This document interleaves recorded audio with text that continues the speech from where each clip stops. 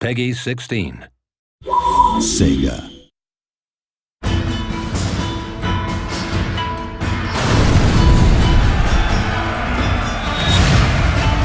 Set during the 19th century, The Fall of the Samurai offers a largely different gaming experience to the original Total War Shogun 2. It's full of explosives, pyrotechnics, it's got lots of fun new units like torpedo ships and Gatling guns. Ships explode left and right, get armor-penetrating shells. We have this huge clash between the modern and the traditional. Effectively, this is a war for the soul of Japan in the modern world.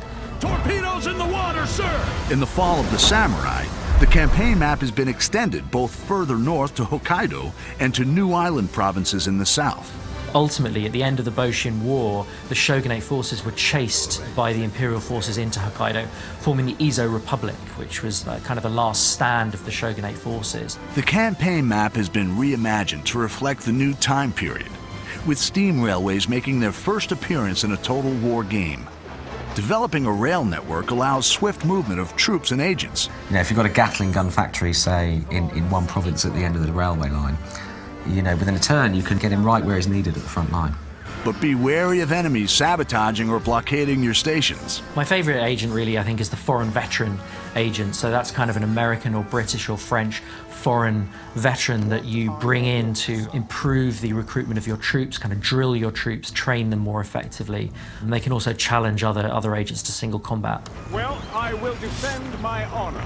The American, British, and French nations play an important part in the struggle for victory. Japan was rich in natural resources and obviously trade opportunity. The Americans were very keen on tapping this potential. You know, a bunch of Americans turn up and say, you will trade with us, and back it up with some gunboats.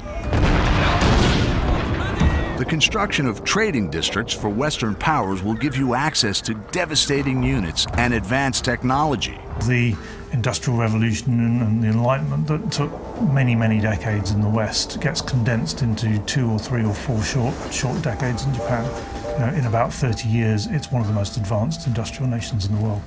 Instead of having to rely on expert swordsmen and people who you have very few of, you can train anybody to fire a Gatling gun. But the cost of modernization is great. You know, modernization means mechanized factories. It means the breakdown of traditional social values and social connections. Industrial development can breed discontent in the people and reduces the effectiveness of traditional weapons and units, such as samurai. A lot of people became more and more angry with what they saw as increasing foreign domination. If modernization, unhappiness becomes too much of a big issue, a region can suffer a samurai rebellion, which was something that actually happened in the 1870s, where a bunch of disgruntled samurai decided that all this westernization was no good and rose up against their masters, which I thought was quite nice.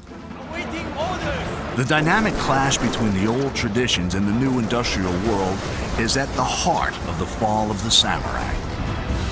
Like all Total War games, there's no wrong path to victory. Make your own choices, build your legacy, triumph, and dominate Japan.